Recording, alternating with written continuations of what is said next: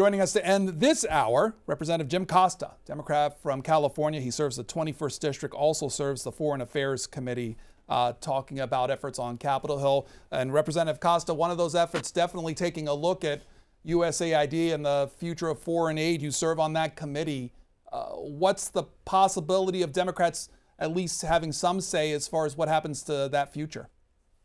Well, I hope we do. And I hope my Republican colleagues who I've worked with over the years, who I've traveled with in developing nations, who have applauded and supported USAID in terms of the smart power that it provides, in terms of the counterbalance to China and to Russia and other adversaries that we deal with, remember that the incredible work that they've done in Republican and Democratic administrations alike has put America's best foot forward. And not only that, it's supported a lot of American agriculture in terms of the products we grow that have been purchased by USAID and have been dealing with people who are food insecure. And, you know, this passed with an executive order of John F. Kennedy, but was asserted into law by Congress over 20 years ago. And to simply end a government entity that has worked so hard and done so much good makes no sense. There's talk, at least the possibility of folding some of the aspects of USAID within the State Department. If that were to occur, could that be something that works in your opinion? Well, possibly. I mean, Secretary Rubio, when he was a former senator, I know, viewed firsthand the positive impacts of USAID and around the world. And it's not only in places that you might think of where in certain continents it's been very effective, like in PEPFAR that President Bush established during his term, but in places like Armenia. I have a significant Armenia community in California that I represent. The aid, as they've dealt with hostile neighbors like Azerbaijan and Russia, has been very important to the Armenian communities and the government there, and trying to turn to the West and to try to have better opportunities. So we've made commitments and promises to friends, and they're now wondering what's going to happen to that commitment. Because of your work on the committee and how USAID works, if funds or if the program is frozen as we know it, what's the immediate effect? What's the short-term and long-term effects of those who get foreign aid across the world? Well, I think it could be very harmful to our support around the world. And if, you know, Secretary Rubio wants to look at reforms and bring together a bipartisan effort on how we can improve USAID, I think that would be welcomed. Certainly there's things that we can do that would improve it. And nobody wants to support efforts that are not efficient. But let's do it that way. And I hope that Secretary Rubio, understanding the good that has come from USAID, will do just that. Representative Costa, as of this morning, there's reporting, at least when it comes to those hostages that we're supposed to release in Gaza Saturday, that seems to be put on hold. The president commenting on it yesterday. What does that suggest about the future of this ceasefire that was decided a few weeks ago?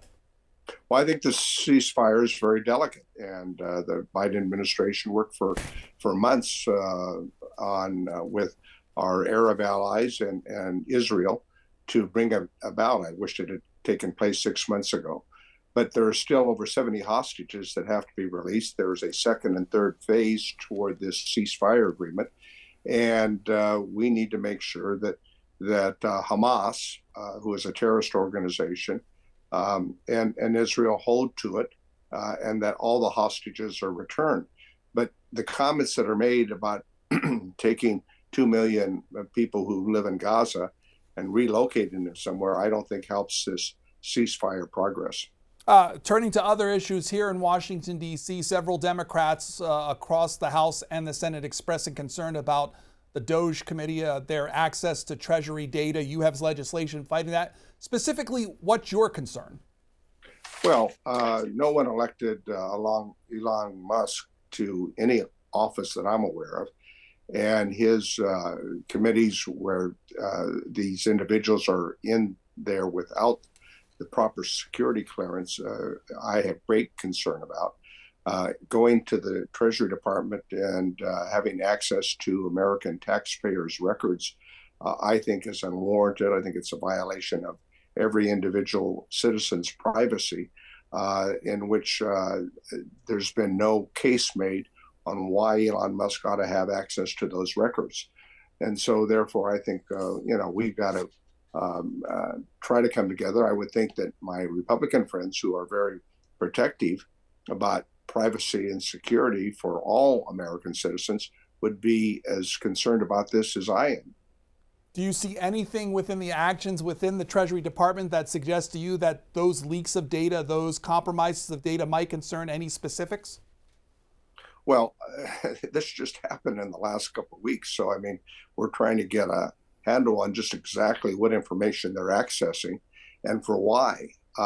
Because clearly there is, I think, a report that's been written with bipartisan support on how you curb government waste and inefficiencies to a tune of about $500 billion. Why don't we work on that together, it seems to me, because we, I think, all share those concerns, as opposed to having some maverick group of folks who have no oversight, who are answerable, I guess, only to Elon Musk, I guess. And I think that creates alarm bells for many of us. I suppose, though, that you've heard the Republican response saying that Elon Musk works at the pleasure of the president, which gives him the right to access these things. How do you respond to that? The president's a very busy guy.